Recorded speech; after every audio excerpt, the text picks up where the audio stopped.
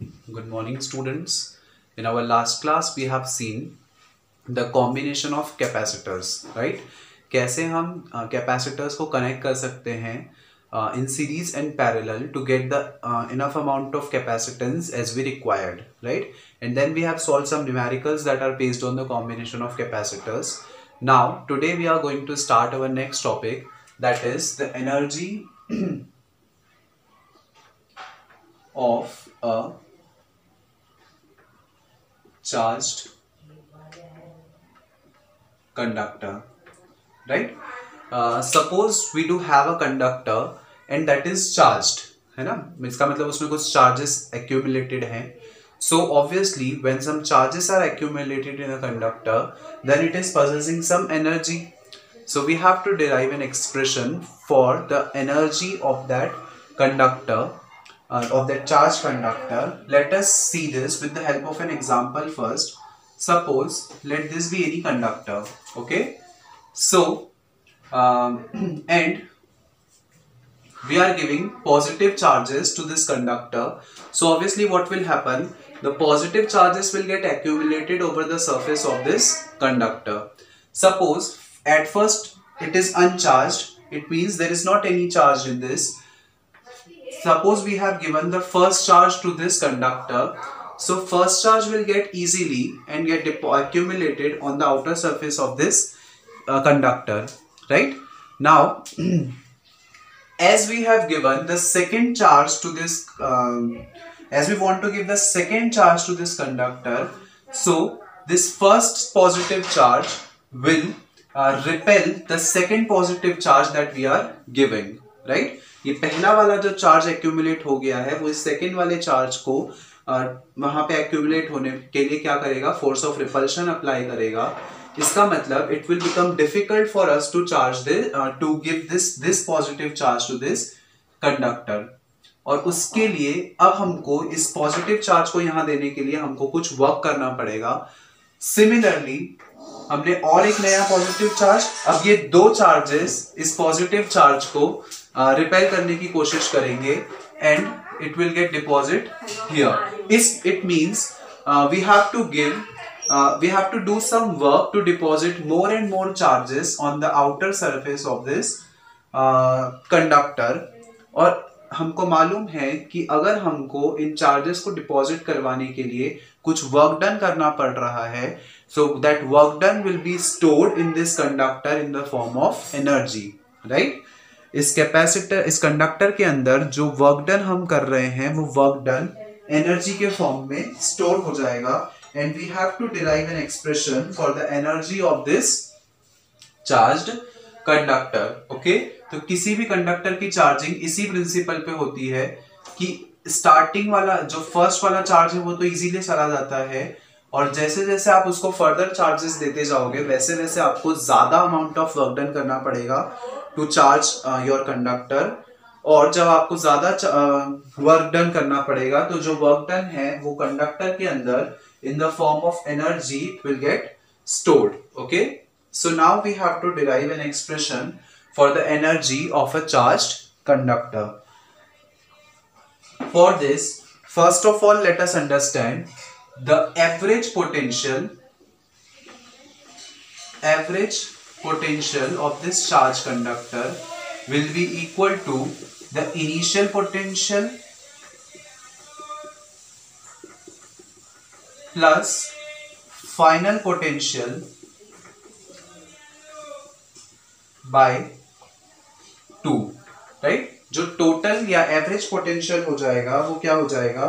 Initial potential, इसका मतलब जब कंडक्टर चार्ज नहीं था, प्लस फाइनल पोटेंशियल जब हमारा कंडक्टर चार्ज हो गया है, डिवाइड बाय 2. ऐसे ही हम निकालते हैं एवरेज. सो इनिशियल पोटेंशियल क्या हो जाएगा? Obviously since charges are zero, so initial potential will also be zero, plus final potential हम मान लेते हैं v डिवाइडेड बाय 2, और यहाँ पे हम निकाल रहे हैं average potential. So we have written VAV here, where this AV is representing average, right? So जो V average है वो हो जाएगा VAV is equal to V by 2. That means the average potential is equal to V by 2. This thing we have got. Now we know that students, we know that work done is equal to basically जो potential होगा, right, जो potential होगा that is equal to work upon में charge. Here the charge is denoted by plus Q, that's why we have written plus Q here, right. So जो potential है that is equal to work done upon में charge. यहां से अगर मैं work done की value निकालना चाहूं तो it will be equal to work done is equal to Q into V, that is the charge into potential, right? So we will put the value, charge हो जाएगा Q और जो potential है यहाँ पे हम लिख रहे हैं एवरेज पोटेंशियल, है ना. तो जो एवरेज पोटेंशियल हो जाएगा वो क्या हो जाएगा V/2 और इसको हम लिख सकते हैं W is equal to half QV, right. That is जो टोटल वर्क डन होगा that will be equal to half QV. Also students we know that जो वर्क डन होता है that is equal to the amount of energy, है ना. आपको पता है the capacity to do work is called as energy. इसका मतलब इस W को मैं क्या लिख सकता हूं, U is equal to half, इस W को हम U भी लिख सकते हैं, that is the amount of energy. So U is equal to half QV, that is the total potential energy is equal to half into total charge given to the conductor into V, that is the final potential, right. Also students we know that now हमको पता है that Q is equal to CV और C is equal to Q upon में V, right. This thing we also know कि किसी जो by the definition of capacitance we know that Q is equal to CV और C is equal to Q upon V. Then this U is equal to half QV. यहाँ पे अगर मैं इस Q की जगह पे CV लिख दूं so it will become U is equal to half, इस Q की जगह पे मैं यहां से CV लिख देता हूं so it will become C into V और ये V as it is, so it will become U is equal to 1/2 CV square. This is another form of the potential energy in terms of capacitance and potential. तो अभी हमने क्या किया, potential energy निकाल ली charge और potential के form में, then potential energy हमने निकाल ली कैपेसिटी और पोटेंशियल के फॉर्म में. अब हम पोटेंशियल एनर्जी निकालेंगे चार्ज और कैपेसिटेंस के फॉर्म में. एक बार हमने QV के फॉर्म में निकाला, एक बार CV के फॉर्म में निकाला, अब Q और C की टर्म्स में हम निकालेंगे. So to find out this value in terms of Q and C I have to replace this V here, right. तो इस V को मैं रिप्लेस कर देता हूं. यहां से अगर मैं V की वैल्यू निकालूं तो V हो जाएगा Q अपॉन में C. तो इस इक्वेशन 1 में, इसको हम इक्वेशन 1 नाम दे देते हैं. इस इक्वेशन 1 में अगर मैं V की जगह पे Q/C लिखूं so it will become U is equal to 1/2 into Q. इस V को हम लिख सकते हैं Q/C. So U is equal to 1/2 Q square by C, and this is the equation for the total potential energy conserved in the form of the total potential energy conserved in a charged conductor depending upon the numerical या depending upon the question that is given to you. आप इनमें से तीनों में से कोई भी formula use कर सकते हो, राइट. इसका in this way we can find out the potential energy in terms of Q and V, then C and V, and then Q and C, that is the charge and potential, capacitance and potential, and charge and capacitance. Okay, so as per our requirement हम तीनों में से कोई भी formula use कर लेंगे depending upon the numerical that we have to solve. Okay, now our next topic is sharing of charge between the two charged conductors. Okay, sharing of charge, sharing of charge between the two charged conductors. Suppose we have taken two charged conductors और जिनको हमने connect कर दिया आपस में. अब जब हमने इन दोनों को कनेक्ट कर दिया है तो ऑब्वियसली इनके बीच में क्या होगी, शेयरिंग होगी.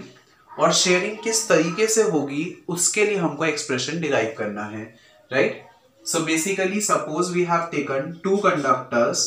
ये एक कंडक्टर हो गया और ये दूसरा कंडक्टर हो गया. Let this be A and this conductor be B. हमने दोनों कंडक्टर्स को नाम दे दिए ए और बी.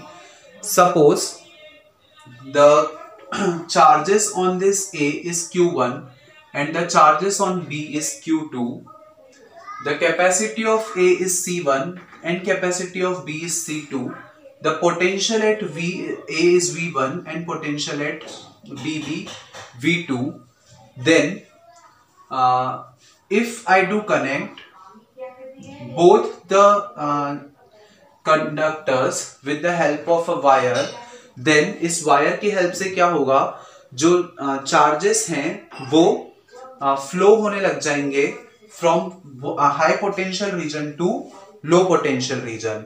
और चार्जेस कब तक फ्लो होते रहेंगे, जब तक इन दोनों का पोटेंशियल सेम नहीं हो जाता है, राइट.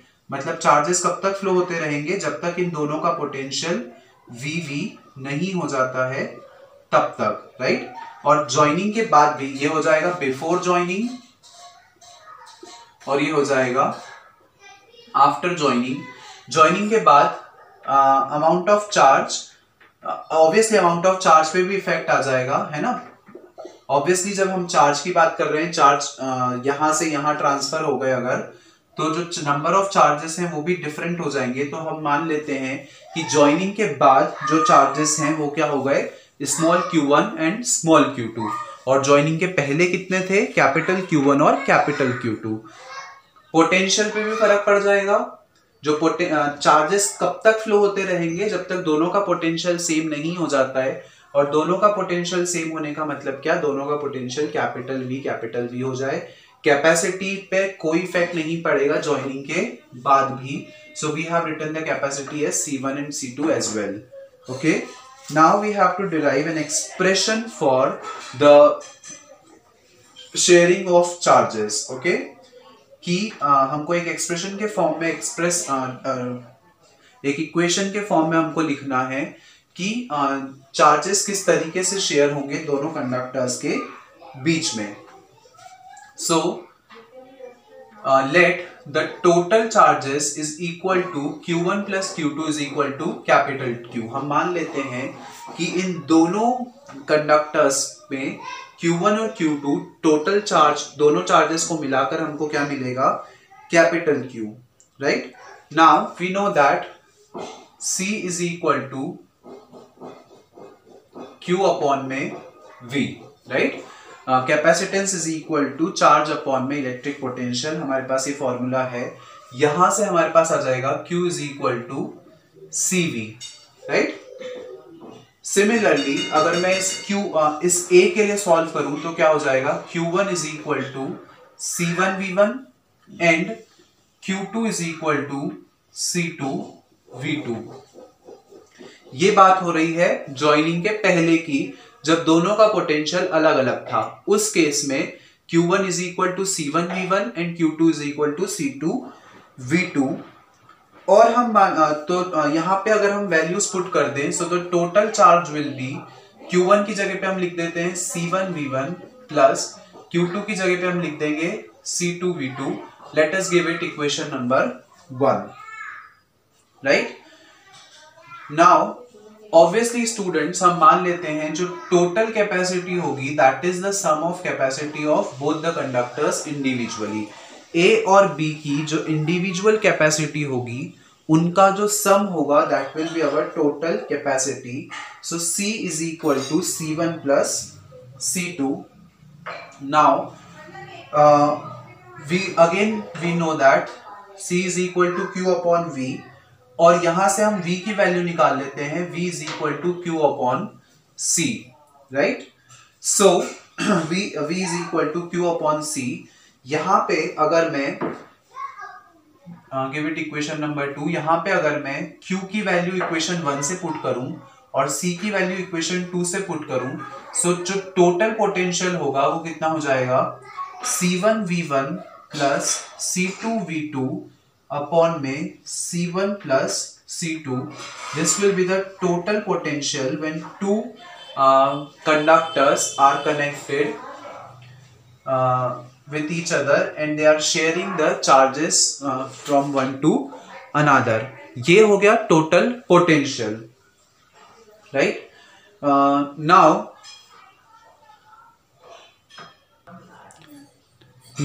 हमने क्या किया, अब इन दोनों को हमने कनेक्ट कर दिया, और जब हमने इन दोनों को कनेक्ट कर दिया तो क्या होगा, दोनों कंडक्टर्स के बीच में रीडिस्ट्रीब्यूशन ऑफ चार्जेस, राइट। इसका मतलब दोनों कंडक्टर्स के बीच में जो चार्जेस हैं वो रीडिस्ट्रीब्यूट होंगे, हाई पोटेंशियल से लो पोटेंशियल पे चार्जेस जो हैं वो ट्रांसफर होंगे, और जिसके कारण दोनों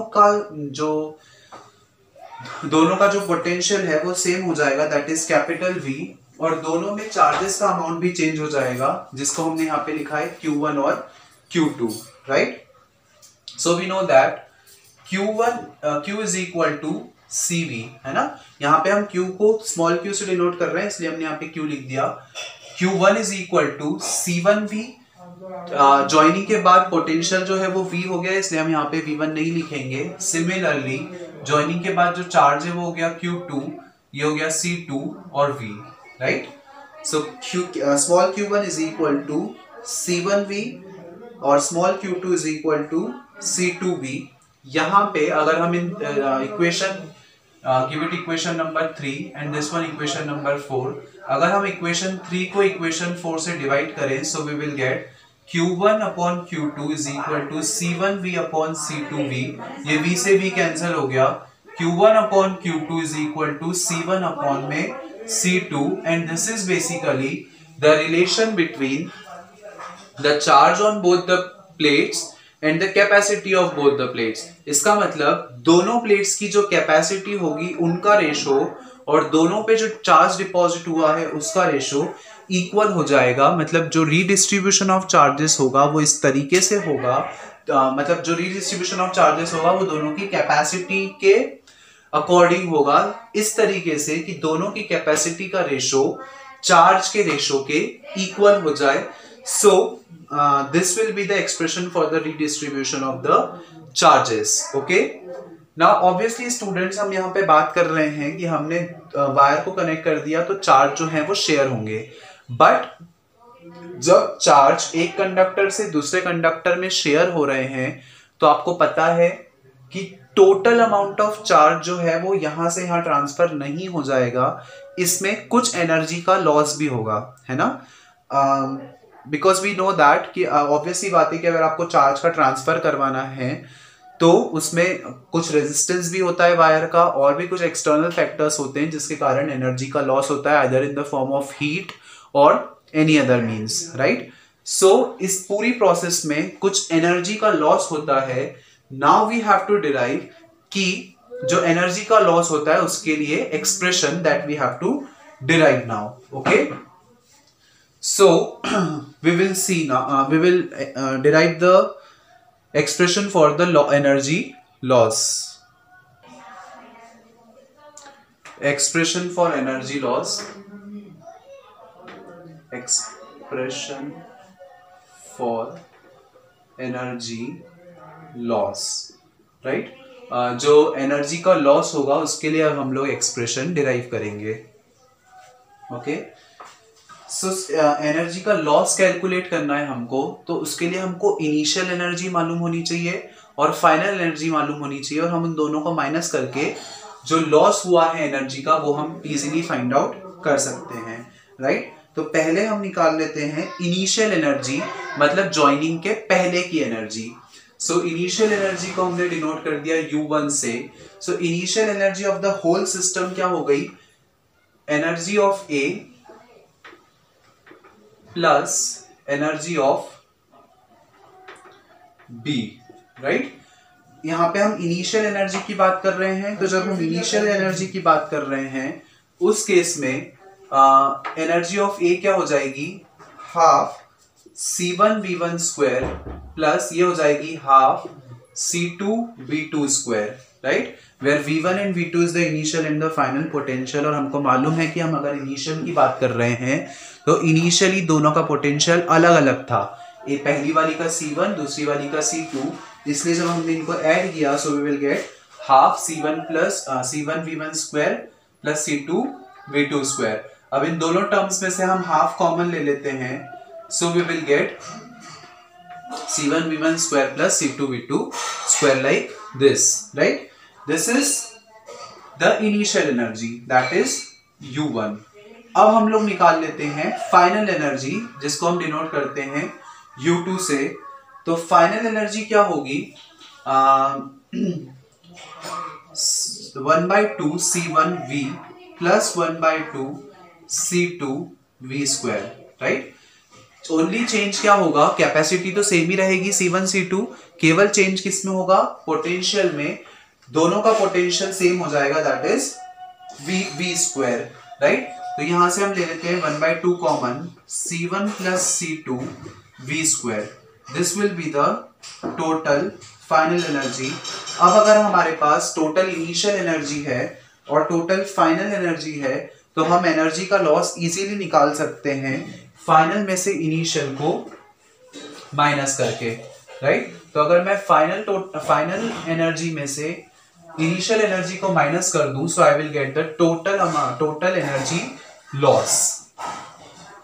लेकिन उसके पहले हम यहाँ पे V की, दैट इज पोटेंशियल की वैल्यू पुट करेंगे जो हमने अभी डिराइव की थी।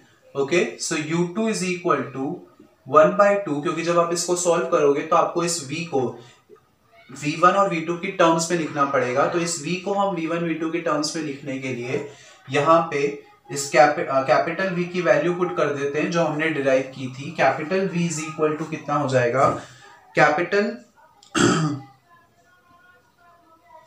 कैपिटल V की वैल्यू हमने देखी थी C1V1 प्लस C2V2 अपॉन में C1 प्लस C2, राइट, ये देखी थी।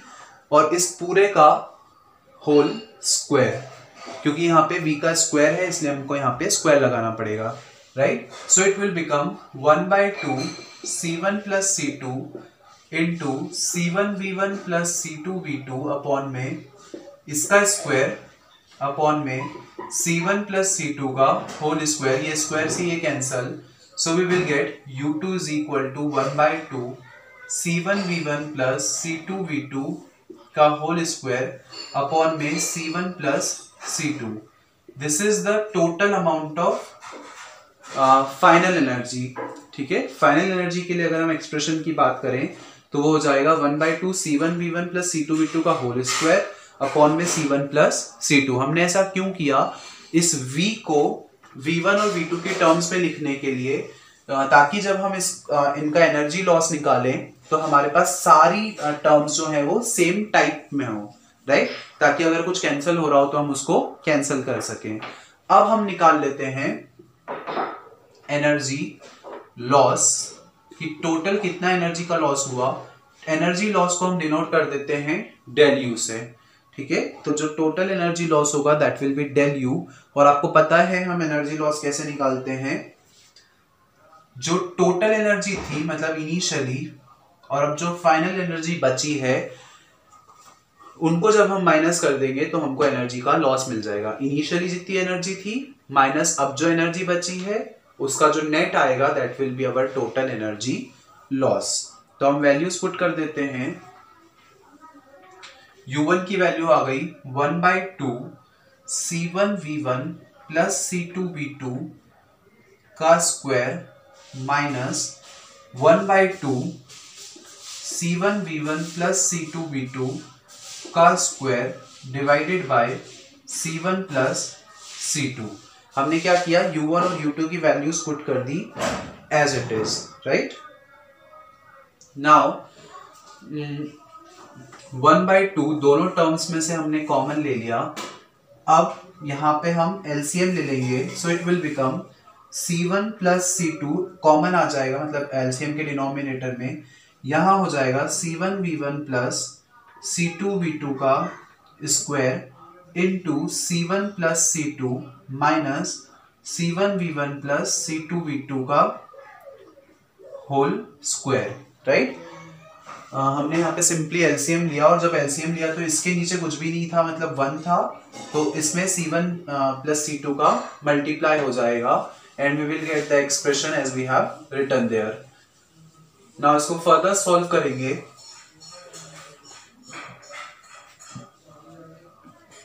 एलएचएस में हमारे पास चल रहा है del u is equal to 1/2 bracket के बाहर, ब्रैकेट के अंदर जो हमारे पास बची हैं टर्म्स वो लिख लेते हैं। ये वाला हमने ब्रैकेट ओपन किया,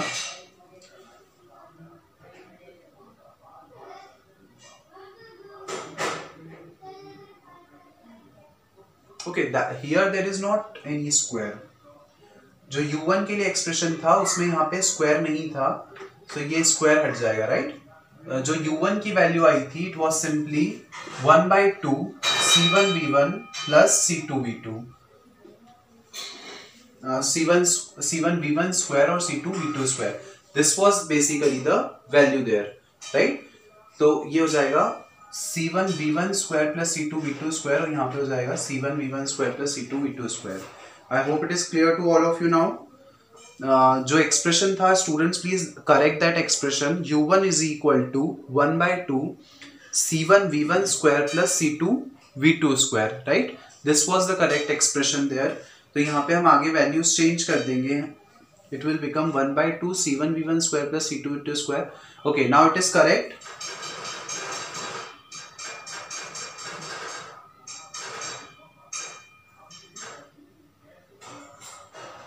Yeah, now it is correct. Now we will just solve it.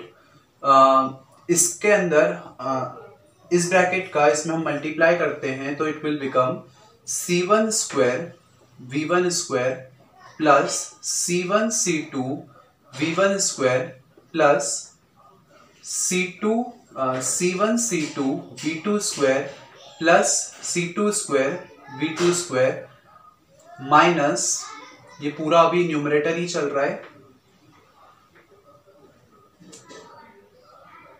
यहाँ पे हम ब्रैकेट ओपन कर देते, मतलब आइडेंटिटी से सॉल्व कर लेते ही हो जाएगा a square plus 2ab plus b square, that is C2 square V2 square, और इसके पूरे के डिनोमिनेटर में आ जाएगा हमारे पास C1 plus C2। I hope it is clear to all of you till now. u1 का एक्सप्रेशन में थोड़ी सी गड़बड़ थी तो उसको जस्ट करेक्ट कर लीजिएगा, एंड आगे just we have to solve this like it is, okay. So अब फर्दर सॉल्व करते हैं। यहां से ब्रैकेट ओपन होगा, तो जब ब्रैकेट ओपन होगा तो अंदर के सारे साइन चेंज हो जाएंगे, जो टर्म्स प्लस में दी हैं वो माइनस में हो जाएंगी, और जो माइनस वाली टर्म्स हैं वो सिंपली प्लस में हो जाएंगी, राइट। अब जो कैंसिल हो रहा है उसको कैंसिल कर देते हैं। C1 स्क्वायर V1 स्क्वायर से C1 square V1 square cancel, then C2 square V2 square से C2 square V2 square cancel. अब जो टर्म्स बची हैं उनको लिख लेते हैं 1/2 C1 C2 V1 square plus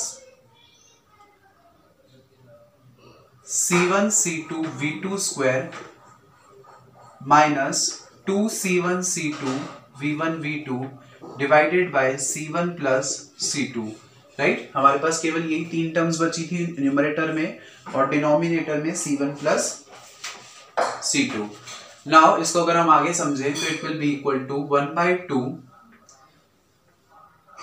यहां से अगर मैं तीनों टर्म्स में से C1 C2 कॉमन ले लेता हूं, so I will get V1 square plus V2 square minus 2V1 V2 divided by C1 plus C2, और I will get 1/2 C1 C2 a square minus 2ab plus b square, right.